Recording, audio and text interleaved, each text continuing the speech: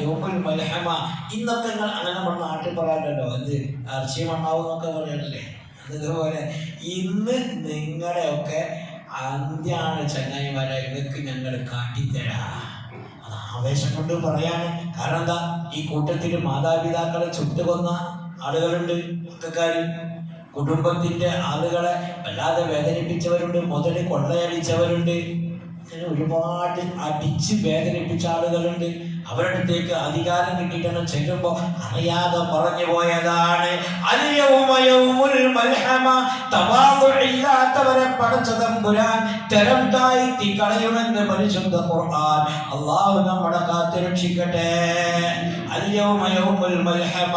ഉടനെ തന്നെ നബി സല്ലല്ലാഹു അലൈഹി വസല്ലമ തങ്ങൾ അയാളോട് കൈയിങ്ങനെ കാട്ടി മിണ്ടാതക്ക് എന്നിട്ട് നബി തങ്ങൾ തന്നെ വിളിച്ചു പറഞ്ഞു, അൽയൗമ യൗമുൽ മർഹമ. അൽയൗമ യൗമുൽ മർഹമ. അതൊക്കെ നമ്മൾ ചരിത്രപരമായി മനസ്സിലാക്കി. ഇറച്ചി വെട്ടുന്ന ദിവസമല്ലെന്ന്, ഇന്ന് റഹ്മത്തിന്റെ ദിവസമാണ്. അൽയൗമ യൗമുൽ മർഹമ. കാരുണ്യത്തിന്റെ റഹ്മത്തിന്റെ ദിവസമാണ്. അതുകൊണ്ട് നിങ്ങളാരും പേടിക്കണ്ട. ഹബീബായ നബി സല്ലല്ലാഹു അലൈഹി വസല്ലമ തങ്ങൾ ചെന്നു. മക്കയിലേക്ക് ആ ചരിത്രം നമ്മൾ പഠിച്ചതാണ്, നമ്മൾ പലപ്പോഴും പറഞ്ഞതുമാണ്.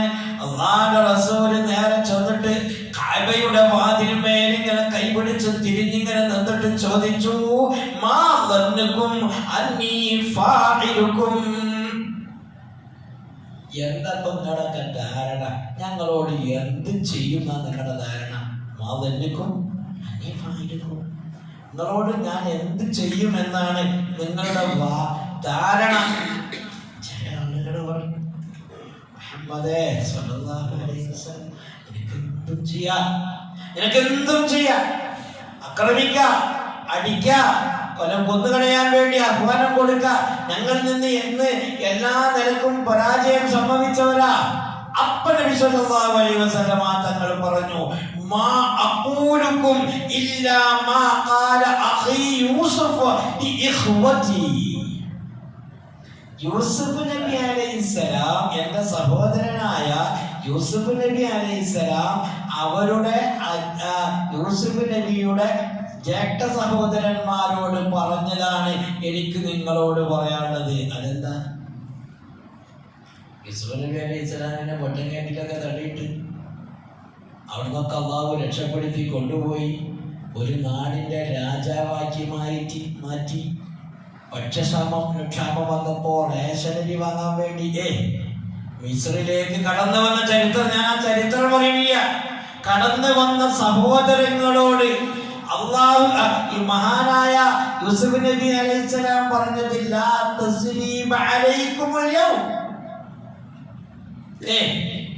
ഒരു പ്രതികാരവും നിങ്ങളോട് ഞാൻ ചെയ്യൂലട്ടോ. നിങ്ങളെന്നെ കൊണ്ടൊക്കെ നിങ്ങളെന്നെ കൊല്ലാൻ ശ്രമിച്ചിട്ടുണ്ട്, നിങ്ങളിന്റെ വാപ്പനോട് കളവ് പറഞ്ഞിട്ടുണ്ട്, അജകടാറത്തെ രക്തം പുരട്ടിയത് വാപ്പനെ കാണിച്ചിട്ട് വാപ്പ കരഞ്ഞ് കണ്ണിന്റെ കാഴ്ച പോയിട്ടുണ്ട്. നിങ്ങളോട് എനിക്കിന്ന് പ്രതികാരം ചെയ്യാൻ കഴിയും, കാരണം ഞാൻ മിസ്റിന്റെ ഭരണാധികാരിയും കൂടിയാണ്. എന്റെ മുന്നിൽ അങ്ങനെയുള്ളത്. പക്ഷേ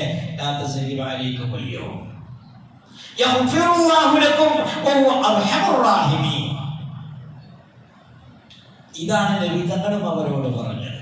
ഇത് എന്റെ സഹോദരനായ യൂസുഫ് നബി അവിടെ വെച്ച് പറഞ്ഞതുപോലെ ഞാനും പറയുന്നു, അള്ളാഹു നിങ്ങൾക്കൊക്കെ പുറത്തരണേ. നിങ്ങൾ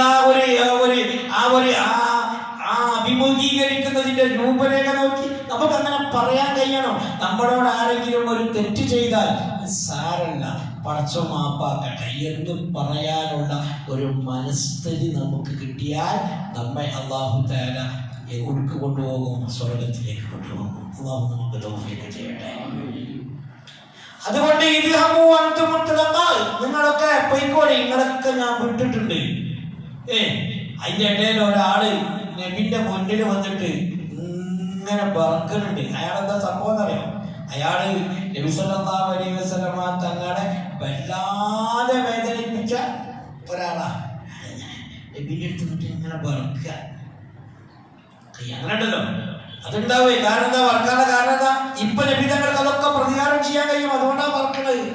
അപ്പോ തങ്ങൾ അയാളുടെ പുറത്ത് ഇങ്ങനെ തട്ടി, എന്നിട്ട് പറഞ്ഞു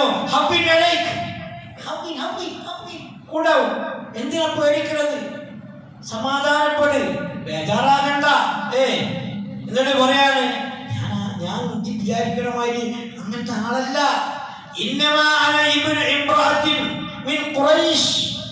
ഖുറൈശിൽപ്പെട്ട ഒരു സാധാരണ പെണ്ണിന്റെ മകനാണ് ഞാൻ.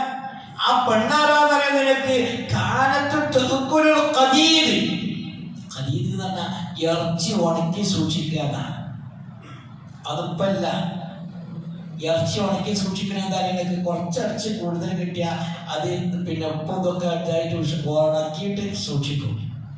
അതിനാലും അപ്പൊ നമുക്ക് നല്ലോണം അറിയാം. നമ്മുടെ കുട്ടിക്കാലത്തൊക്കെ വാട്ടപ്പൂടല്ലേ, വാട്ടപ്പൂട ഓർമ്മല്ലേ?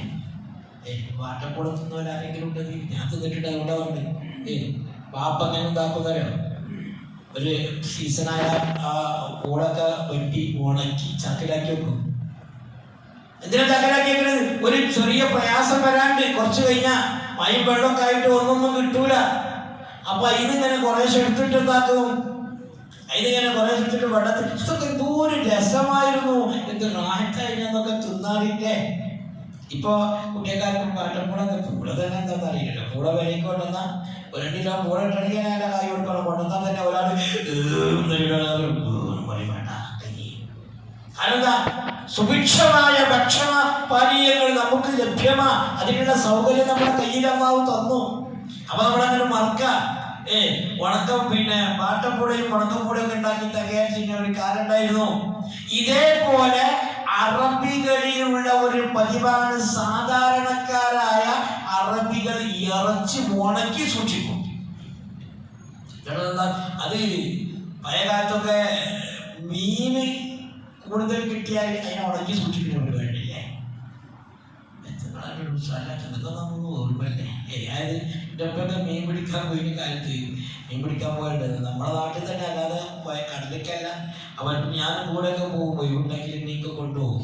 എന്നിട്ട് നല്ല മീനം കുറെ മീനൊക്കെ ഇട്ടാൽ ഈ പരലൊക്കെ നന്നാക്കിയിട്ട് എന്താക്കും, ഇതിൻ്റെ അമ്മ ഒരേ സ്വൽപ്പൊക്കെ പറ്റിയിട്ട് അത് പുറത്തിട്ട് പോകണം. എന്നിട്ട് ഇതൊരു രസമാണ്. അതൊക്കെ എന്തിനാണെന്നറിയോ?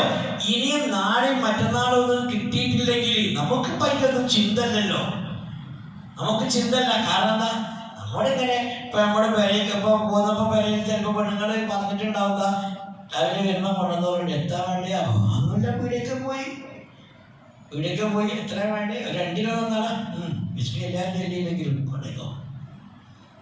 അങ്ങനെ പറയാനുള്ള കാരണം വേറെ ഉണ്ട്. ഞാൻ പറയില്ല, ഇവിടുത്തെ പോയി കച്ചവടക്കാരൻ ബിസ്മില്ലാത്തവന്നല്ല ഇതിനർത്ഥം. മുസ്ലിം അല്ലാത്തവരൊക്കെ കോഴിപ്പിടിയെ നിൽക്കുന്നത് എനിക്കറിയാം. മുസ്ലിം അല്ലാത്തവർ മുസ്ലിമേ അല്ല, മോനെ പണിക്ക് നിൽക്കുകയാണ്. മനുഷ്യന്മാർക്ക് ഇറച്ചി തിന്നാൻ മതിയല്ലോ, അതിന്റെ ഹലാലും ഹറാമോ നോക്കണ്ടല്ലോ. ഞാൻ എൻ്റെ നാടായ കൊണ്ടോട്ടി മാർക്കറ്റിൽ ഈ കോഴി വാങ്ങാൻ വേണ്ടി ചെന്നപ്പോ ഞാനിങ്ങനെ നോക്കിയപ്പോ ഒരു ചെക്കണ്ട അവിടെ. അപ്പൊ നമ്മളെ ഒരു സുഹൃത്തുണ്ട്, ആ കുട്ടി വീട്ടിലെ കുട്ടിയല്ലേ, ഓർത്തപ്പെടെ കോഴി ഇറക്കാനും പിടിച്ചാനും ഒക്കെ ഇപ്പൊ ഏത് മതക്കാർക്കും പറ്റും. പിന്നെ അറവുശാലയില് പിന്നെ എന്താ പറയാ, പോത്തിനെ തള്ളിയിടാനും തോലുവെച്ചാനും ഒക്കെ ഏത് മതക്കാരും കൂടലുണ്ട്, അതിനൊന്നും വിഷയമില്ല. അപ്പോ ഓരം മല്ലാക്കിയാണ് അവിടുത്തെ. ഏത് ഓരം മല്ലാക്കിയ ഇങ്ങനെയുണ്ട്. ഞാൻ മനസ്സോടെ ഇങ്ങനെ പറഞ്ഞു, പടച്ചോനെ മനുഷ്യന്മാർക്ക് തിന്നാൻ മതി, തിന്നാ മതി. അതിന്റെ അർക്കണെങ്കിൽ അങ്ങനെ മടക്കി കൊണ്ടേറ്റ് തിന്നല്ല, വെറുതെ ആണോ നമ്മളിങ്ങനെ നാശാണ്. അറക്കുന്നതിനുള്ള 8 ഷറത്തിന്റെ എണ്ണം അറിയാം ഇതിൽ നീ നോക്ക് നല്ല വണ്ണം എന്ന് പറഞ്ഞിട്ട് കൃത്യമായ അറവിന്റെ ഷർത്തുകൾ പറയുന്നുണ്ട് കിതാബുകളിൽ. ആരാവണം, എങ്ങനെ അറക്കണം, എന്തുകൊണ്ട് അറക്കണം, ഏത് രൂപത്തിലാണ് അതിനെ ഉപയോഗപ്പെടുത്തേണ്ടത് എന്ന് കൃത്യമായ അജണ്ട ഇസ്ലാം വെച്ചിട്ടുണ്ട്. അതല്ലെങ്കിൽ അത് തിന്നല് ഹറാമാണ്. പഠിപ്പിക്കണേ. ചില പല കാലത്തൊക്കെ വലിയപ്പ കോഴി ഒരാൾ കോഴിനകത്ത വലിയപ്പറയും കൊണ്ടുവന്ന് നോക്കട്ടെ, അത് നോക്കിയിട്ട് ഇത് കൊണ്ടിട്ടുണ്ടോ, കുഴിച്ചിട്ടാണ്, ഇത് കുഴിച്ചിട്ടാണെന്ന് പറയും. കാരണം എന്താ, എവിടെ അർത്ഥത് എവിടെ അറക്കേണ്ടത് എന്നൊക്കെ അതിന് ശരിയായിട്ട് നിയമമുണ്ട്. ആരപ്പം അത് നോക്കണം. പഴയ കാലത്തൊക്കെ പടികൾക്ക് കൊണ്ടല്ലേ ഞാൻ അറക്കാൻ അല്ലേ? പഴയ കാലത്തൊക്കെ മണ്ണക്കാലത്ത് കൊണ്ടല്ലേ ഞാൻ അറക്കാൻ. എന്തിനാ അറക്കാൻ കൊണ്ടല്ലേ? പെരയുള്ള എന്റെ പെണ്ണുങ്ങളെ അർത്ഥയിക്കുന്നൂടെ, എന്റെ പെണ്ണുങ്ങളെ അർത്ഥയിക്കുന്നതിന് എന്താ തരാറ്? പക്ഷെ എന്തിനാ കൊണ്ടത്? പഴയ കൊണ്ടുവരുന്നത് അതിന്റെ അരക്കും കാര്യങ്ങളും അതിന്റെ മസാല അറിയുന്നവർ അറക്കട്ടെ, ഹലാലാവട്ടെ. ഇപ്പൊ കൊണ്ടുവരാറുമില്ല. കൊണ്ടുവന്നാൽ തന്നെ ആർക്കാൻ നമുക്കൊരു താല്പര്യം.